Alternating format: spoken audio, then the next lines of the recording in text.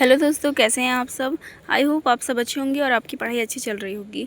तो मैंने यहाँ पे यूपी पुलिस के लिए जो हिस्ट्री का जो सिलेबस है जीके जीएस में, और हिस्ट्री के टॉपिक में हमारा महाजनपद है, महाजनपद काल से हमारा 1 या 2 क्वेश्चंस इंपॉर्टेंट होता है। जैसे कि महाजनपद जो काल है उसकी जो उसमें महाजनपद है उनकी राजधानियाँ क्या है, इनसे का कभी कभी एक क्वेश्चन पूछ देता है। या महाजनपद का उल्लेख किस में किया गया है, बौद्ध धर्म के किस ग्रंथ में किया गया है या जैन धर्म के किस ग्रंथ में किया गया है, और किसके शासनकाल में हुआ था। इससे मतलब कि 4-5 टाइप का क्वेश्चन बनता है, जिसमें से कभी 1 या 2 प्रश्न देखने को लिए हमें मिलता है। तो आइए देखते हैं महाजनपद काल। तो महाजनपद में इसमें वो सारे क्वेश्चन है जो कि प्रीवियस ईयर एग्ज़ाम में पूछे हुए हैं, तो इसलिए हमारे लिए ये क्वेश्चन सारे इंपॉर्टेंट बन जाते हैं। तो मैंने PYQ ही लिया है। तो देखिए, पहले हमें सबसे पहले याद होना चाहिए कि महाजनपद काल का समय काल कब से कब तक था। तो महाजनपद काल जो है 600 ईसा पूर्व से 300 ईसा पूर्व तक था। अब आइए देखते हैं हमारा पहला क्वेश्चन। तो महाजनपद और उनकी राजधानियों को मिलाना है। तो इसमें वो सब राजधानियाँ हैं जो एग्जाम में बहुत बार पूछ चुकी हैं और मोस्ट इंपॉर्टेंट है। तो गांधार की राजधानी क्या है? तक्षशिला। सूरसेन की राजधानी मथुरा। ये बिल्कुल भी रट लीजिएगा क्योंकि सूरसेन की राजधानी मथुरा बहुत बार एग्जाम में पूछा है। और वत्स की राजधानी कौशाम्बी, और कौशल की राजधानी श्रावस्ती। तो आपको ऐसे राजधानी याद होगा तो जिस भी टाइप का क्वेश्चन पूछेगा आप कर लेंगे। अब हमारा दूसरा क्वेश्चन है कि जो हरेक वंश के किस शासक को कुड़ी कहा जाता था। तो हरेक वंश के उदयन जो था उसको कुड़ी कहा जाता था। और हमारा तीसरा प्रश्न है कि गंगा एवं सोन नदियों के संगम पर पाटलिपुत्र नामक नगर की स्थापना किसने की थी? तो उदयन ने। तो पाटलिपुत्र से 2 टाइप का क्वेश्चन पूछता है कि पाटलिपुत्र जो नामक नगर है वह किन 2 नदियों के बीच में संगम पर है। तो गंगा एवं सोन। आपको दोनों नदियों का नाम भी याद होना चाहिए क्योंकि किसी भी टाइप से क्वेश्चन पूछ देता है। तो आपको हर एक तरीके से क्वेश्चंस को याद होना चाहिए। अब देखिए, हमारा चौथा क्वेश्चन है कि शिशुनाग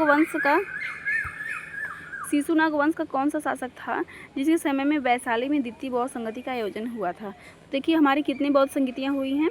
तो 4 बौद्ध संगतियाँ हुई हैं। तो बौद्ध संगति जो हमारी 4 हुआ है उससे 3 टाइप का क्वेश्चन बनता है कि ये कहाँ पे हुई थी, इसके प्रथम अध्यक्ष कौन थे और किसके शासनकाल में हुआ था।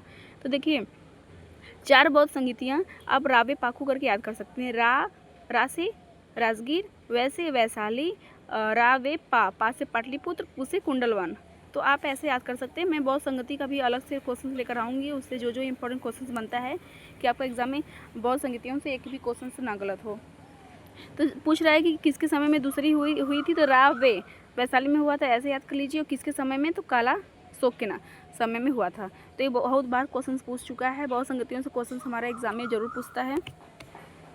अब हमारा 5वां क्वेश्चन है कि 323 ईसा पूर्व में सिकंदर महान की मृत्यु कहाँ पे हुई थी? तो बेबीलोन। ये ज़्यादा इतना इंपॉर्टेंट नहीं है बट आप याद कर लीजिएगा। अब हमारा 6वां क्वेश्चन है, इंपॉर्टेंट है कि सिकंदर महान एवं पोरस की सेनाओं ने इनमें से किस नदी के आमने सामने वाले तटों पर पड़ाव डाला हुआ था? तो झेलम नदी। ये हमारा जरूर पूछता है, तो आप बिल्कुल भी याद कर लीजिएगा, सिकंदर और महान पोरस के बीच। अब हमारा 7वां क्वेश्चन है, किस मृदभांड पॉटरी भारत में द्वितीय नगरीकरण या शहरीकरण के प्रारंभ का प्रतीक माना जाता है? तो उत्तरी काले पालिस्कृत बर्तन। 8वां हमारा है, पाली ग्रंथों में गांव के मुखिया को क्या कहा जाता था? तो भोजक कहा जाता था। अब हमारा नेक्स्ट क्वेश्चन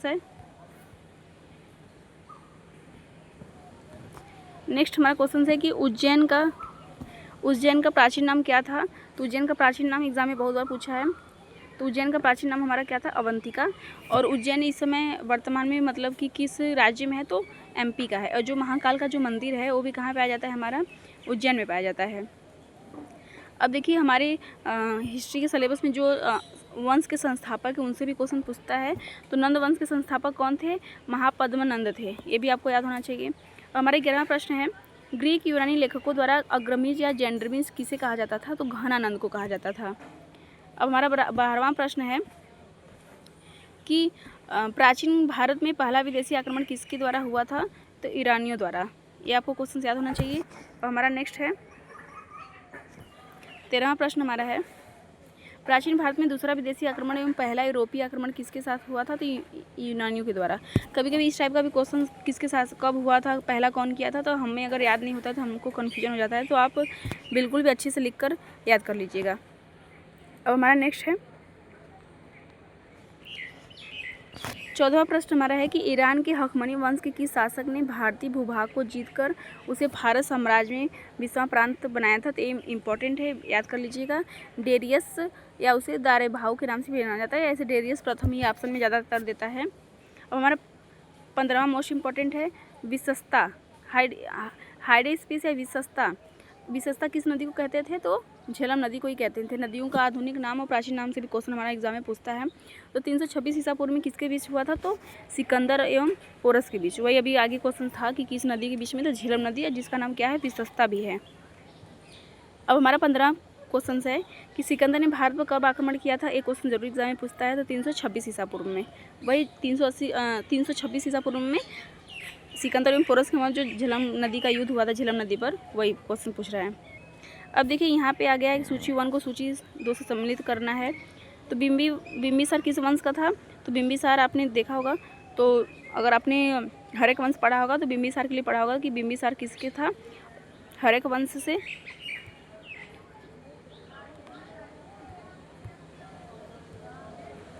हर्यक वंश से कौन था?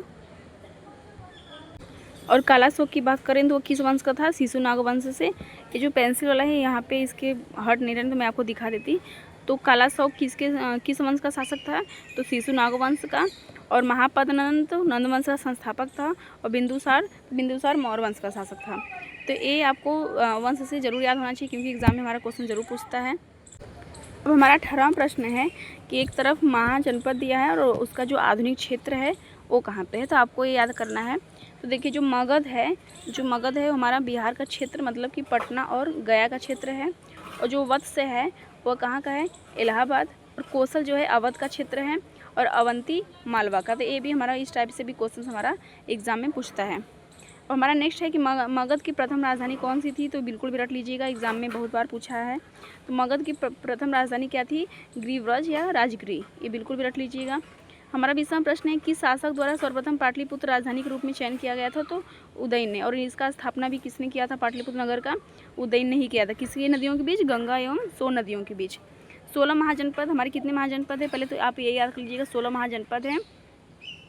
और 16 महाजनपदों की सूची उपलब्ध किसमें है? तो बौद्ध धर्म का जो अंगुरतम निकाय है, इसमें 16 महाजनपदों का है। अब जैन धर्म से पूछेगा तो भगवती सूत्र, अभी हो सकता है इसमें नेक्स्ट क्वेश्चन हो। तो भगवती सूत्र जो जैन धर्म से संबंधित है उसमें भी महाजनपदों के बारे में कहा गया है। और जो बौद्ध धर्म का अंगुरतम निकाय है उसमें भी 16 महाजनपदों की सूची उपलब्ध है। अब हमारा नेक्स्ट क्वेश्चन है 22वां कि निम्नलिखित में से कौन सा राजा सिकंदर महान का समकालीन था? तो घनानंद, क्योंकि घनानंद के बीच में भी तो सिकंदर महान की लड़ाई हुई थी। तो राजा सिकंदर महान का समकालीन कौन था? घनानंद।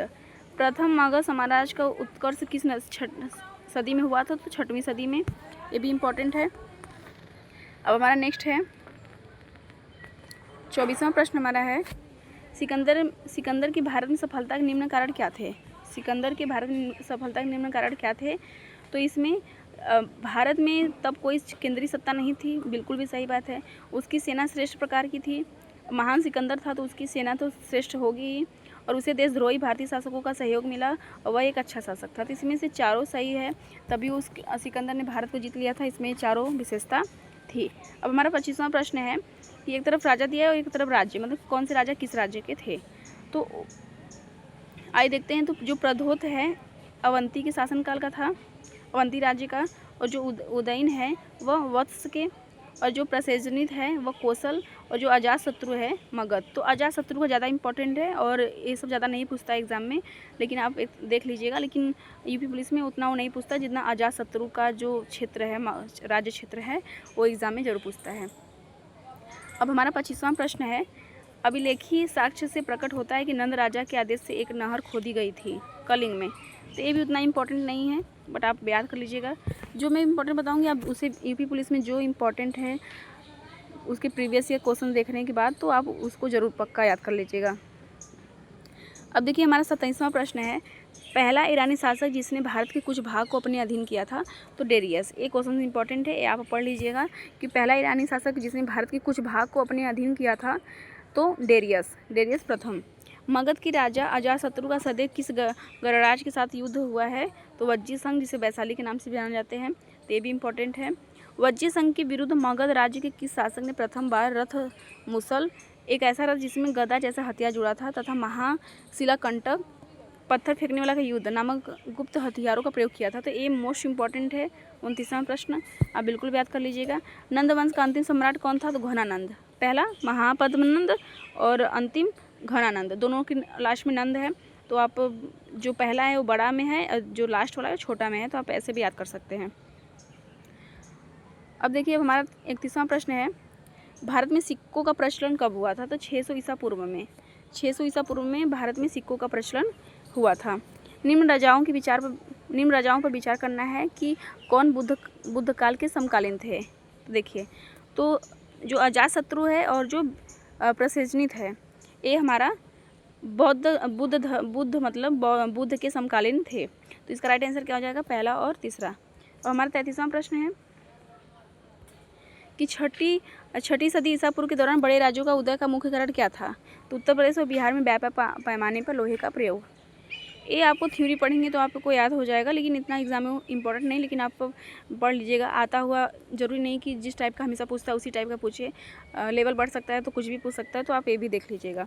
मगध सम्राट बिंबिसार ने अपने राजवैद्य जीवक को किस राज्य के लिए चिकित्सा के लिए भेजा था? तो ये मोस्ट इंपॉर्टेंट है कि जी बिंबिसार ने, एग्जाम में पूछता है कि बिंबिसार ने किसे भेजा था, मगध सम्राट का बिंबिसार जो था कि चिकित्सा के लिए किसे भेजा था, कहाँ पे भेजा था? तो जीवक को भेजा था, कभी कभी ये पूछता है, या जीवक को कहाँ भेजा था ये भी पूछता है।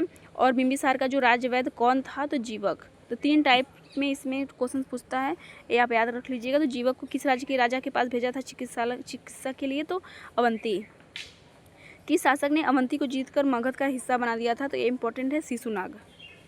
किस मगध सम्राट ने अंग का विलय अपने राज्य में कर लिया था? तो बिंबिसार। और अंग हमारा क्या है? महाजनपद। इसकी राजधानी क्या है?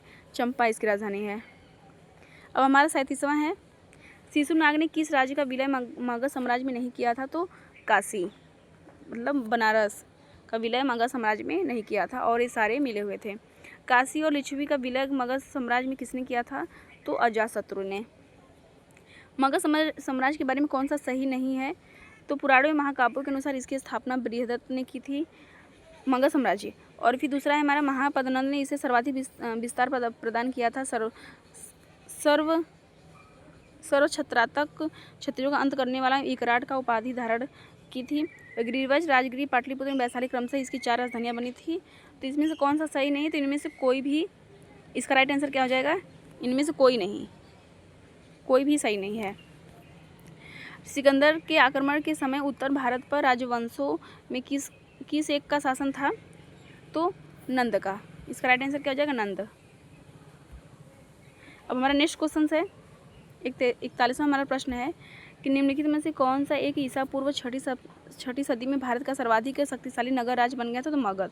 तो मगध के बारे में आप सुना ही होगा कि मगध में अधिक जो शासक थे वो राज्य किए थे, तो मगध। तो ये रहे हमारे महाजनपद काल के महत्वपूर्ण क्वेश्चन। उसमें किस किस शासक ने था, तो आपको ये सारे इम्पोर्टेंट याद होना चाहिए। तो ऑल दी बेस्ट आप सभी को।